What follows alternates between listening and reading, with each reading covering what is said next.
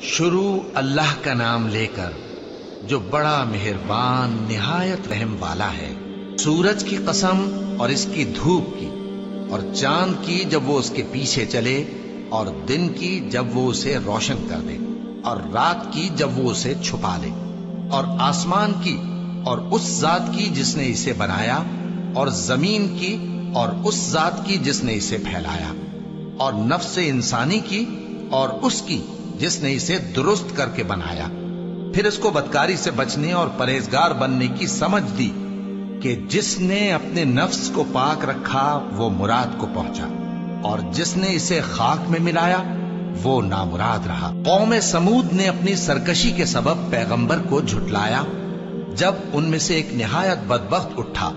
تو اللہ کے پیغمبر صالح نے ان سے کہا کہ اللہ کی اونٹنی اور اس کے پانی پینے کی باری سے خبردار رہو، مگر انہوں نے پیغمبر کو جھٹلایا۔ پھر اونٹنی کو مار ڈالا تو ان کے رب نے ان کے گناہ کے سبب